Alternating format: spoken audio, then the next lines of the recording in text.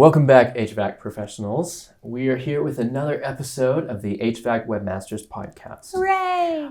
My name is Madison. My name is Amberlyn.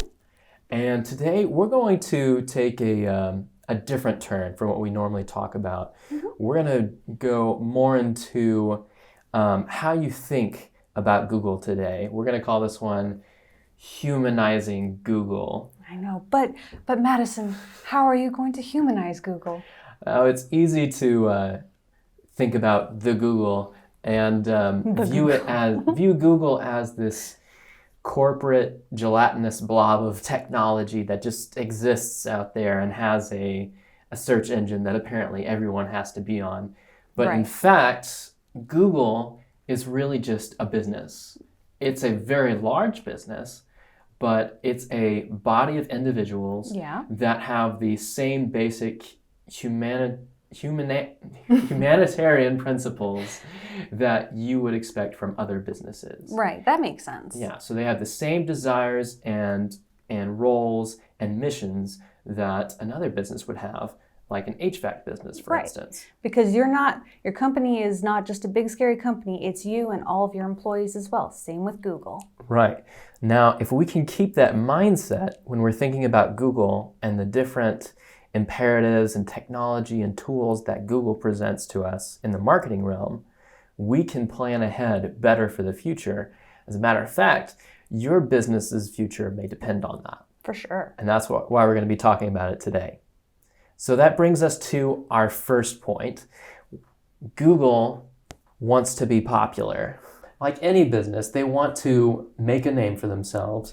They want their services to get the spotlight, and they want you to go to them for advice. For sure. Yeah. They want everyone to go and say, I need to Google that, as we tend to do. Yes.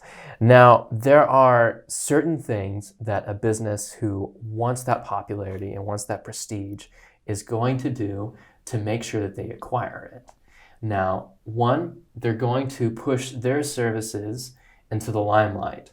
So other services, other online services that don't necessarily contribute towards the Google brand, right, they're probably going to get pushed a little bit to the wayside, if ever so gradually. That's fair, because you definitely don't want to be like, look at these guys, while you're trying to promote your own business. Right. Now, at the same time, there's also a struggle that comes with being quote unquote popular, right?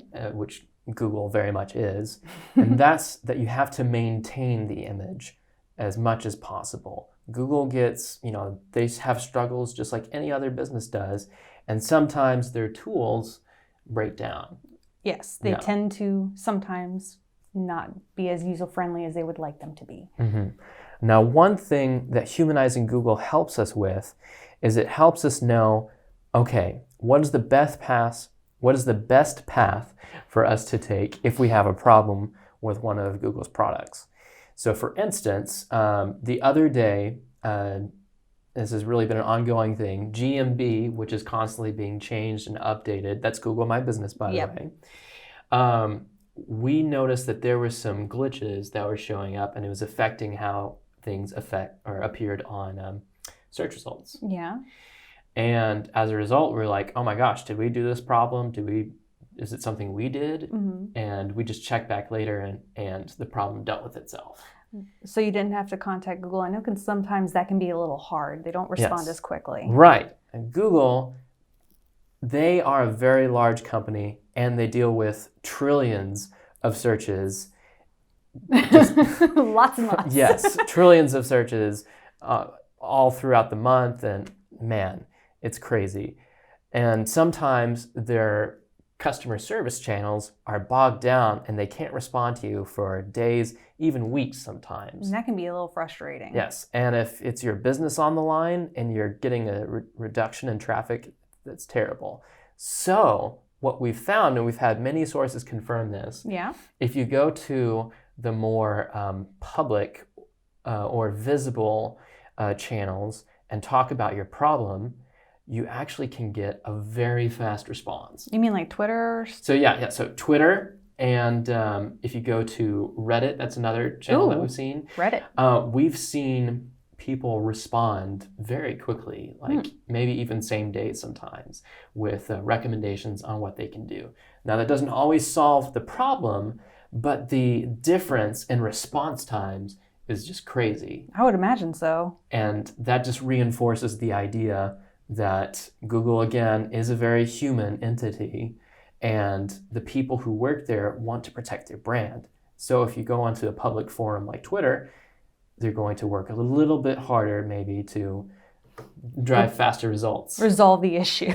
Yeah. Now, in all fairness, if somebody tried to do that for us, we'd be like, yes, we're going to try to help you as quickly as possible. Of course. Yeah. So what's our takeaway from this? If there's one thing we can take away, what do you think? Google, as much as it's a big, scary search engine, is a lot of moving parts, lots of people, and it wants you to use its services.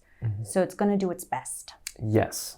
And if you want to get faster results, go on public forum for that. So now let's go into our second point here. Google has its own moral code, or a way it likes things to be done, wouldn't you say? For sure. It has some best practices that it wants you to follow. It watches for these things that it wants to occur on websites and other people using their services.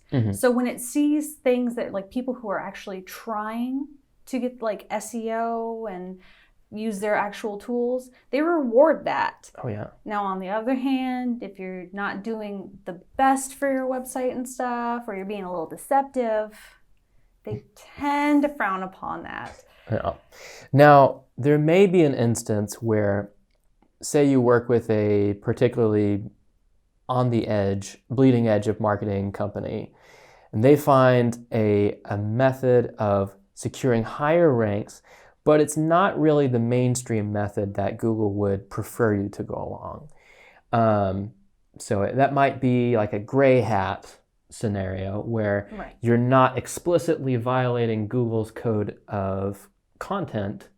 However, it's not really lining up with that code. Right, like link building would be a good example, would you say? Yes. So link building by itself, great. Google encourages it. Link stuffing or link buying in bulk, bad idea. That was total gray hat territory right there. And like everything that doesn't explicitly line up with Google's code of content, it tends to get edged out eventually.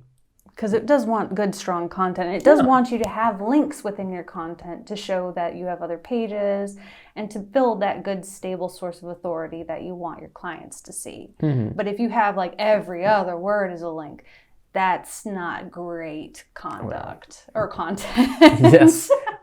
This is very much close to a code of ethics discussion. A little bit. Yeah. So remember this, your takeaway. If you find something that works for you, make sure it lines up with Google's established practice. So Google over and over says, we love content. Content is king. Just focus on making great content. Make sure that your focus is on delivering great content. Right. And if you find other ways to boost your SEO, that's awesome.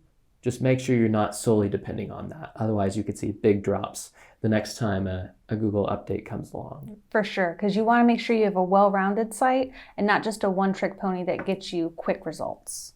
Yes. So focus on content, and you can develop other ways as well. Right. All right. So our next point, and this may seem like an alarming reality, but it's just the way of business. Google is a mess. A little sometimes. bit of a mess. Granted, they make some of the most awesome products and services out there, and the internet would not be the same without it. No, not at all. However, Google has to go through a lot of trial and error to provide the best services it can, and sometimes that can leave websites and rankings and entire industries in crisis. Total tatters. And because they are building a product. And so with that, it's just like anything else, you update it to try to give the best product possible. Just like a phone. You get a new phone every year because they release a new one, it's better and all this stuff. That's their updates. Unfortunately, it can tend to kind of wreck certain things. Yeah. And there are so many Google products that we rely on. There's Google Ads, like we talked about last time. There's regular Google search, which is updated on a regular basis. Analytics. There's analytics. There's your G&B account, which is updated as well. All of these things heavily affect search results and how easily people can find your business. And when you rely on that for a significant portion of your income, every Google core update suddenly seems a lot more dangerous. Definitely, especially when it can suddenly tank what your original strategy was. Yeah. Now, there are some ways that you can harden your website and your other online assets against Google, or against Google updates, I should say. One, don't be afraid to branch out beyond search marketing and SEO and online search. Obviously, there are many other channels for marketing your business. And while search can provide a very large portion, if not a majority of your traffic these days, it's still good to advertise sometimes, market, find a school that you want to sponsor and get on the catalog or something like that. Yeah. There's Go lots to of an opportunity. event. Yeah. Yeah, local fair. Yeah. Now, you can also harden your website by avoiding some of the gimmicks, I think, that people fall for, wouldn't you say? Yeah. Sometimes with an update, there will be a certain thing that Google kind of says, okay, we like this now. And other certain ideas might come up, oh, I'll just follow this and everything will be perfect. But that very next update Google releases could say, oh, no, we don't like that anymore. And it could crash everything if you put all your eggs in that one basket. For example, as we discussed before, link building. They could say they like it, and then suddenly the next day they want it a whole lot less. So, and link building was something that they didn't even like, but they couldn't really control for a long time. And when they finally did control it, it exploded. It imploded as well. Oh, better term. Yeah.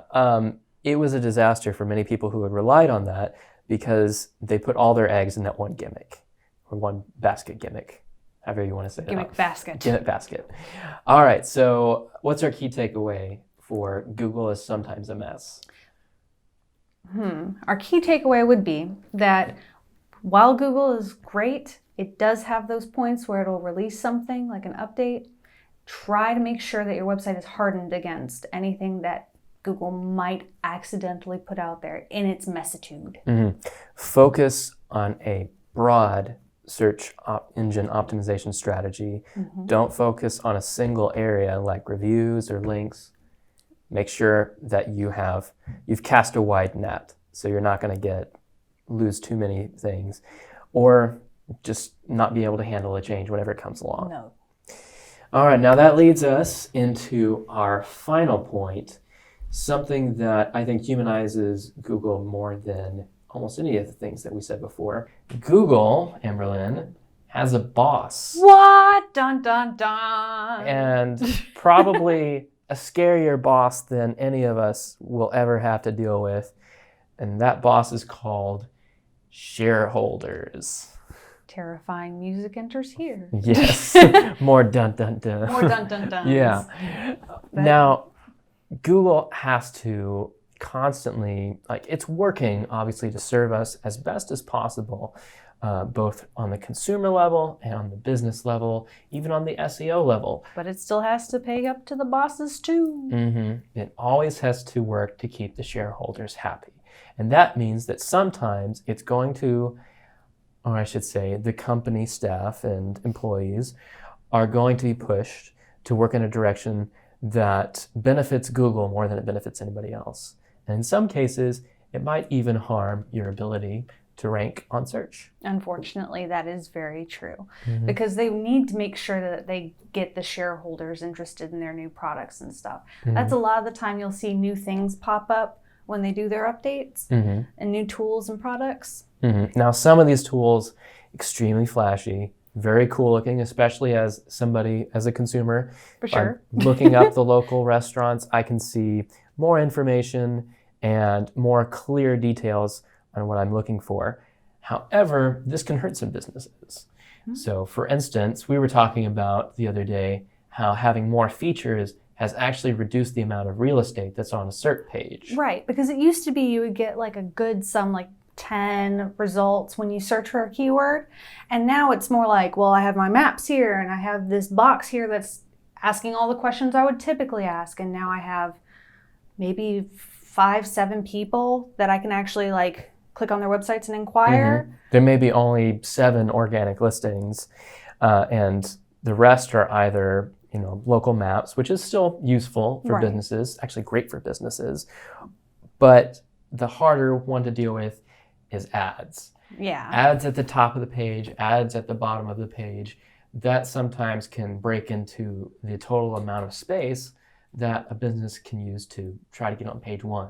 For sure. And as we've mentioned many times before, if you're not on page 1, you're not getting search traffic, basically. No. Yeah. Maybe page 2.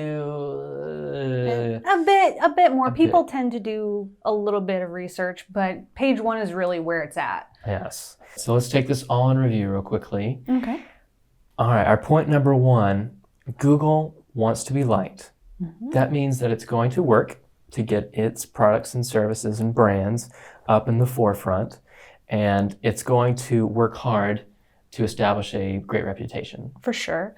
Point number 2, that Google has a moral code. It wants to reward you when you do well, but equally will take away if it doesn't think that you're following its code of ethics. Right. Now, point number 3, Google can be a mess sometimes. So it's best to try to harden your website and your search presence as best as you can by creating a generalized SEO strategy that covers all the important points that we talk about all the time here at HVAC Webmasters. All right, what's our last point? That Google has a boss. So as much as they love you, they're going to try to put their stuff first. They're going to try to appeal to their shareholders. Mm-hmm. And it may take away from things like rankings because they're taking up so much of the page. And that's, again, why it's important to have a good SEO strategy and kind of land on that first page. It doesn't mean that Google doesn't love us. No, it does. Yeah. So, Amberlynn, let's do our key takeaways here. What do you think would be the most important thing for HVAC professionals? For HVAC professionals, I think it's super important, as stated, to have a good, solid, broad SEO strategy across many sort of branches. Not just your website, but making sure that not everything only appeals to Google or puts all your eggs in one basket. That's a good point. Not just your website, but the other stuff as well, like GMB. Your social media, all that. I would say, remember, Google is a wonderful service and it's very helpful. You can get tons of traffic from it. But if you try to go on a gimmick, if you try to cheat the system somehow, quote unquote, any gains that you get will most likely be minimized and short term. So if you want long-term gains, listen to Amberlynn. Do what she said. Me. Yeah. Call HVAC Webmasters. Yay, the plug. Yay. Yes. In the meantime, y'all, thank you so much for listening in, and we will see you next time with HVAC Webmasters. Thanks for listening.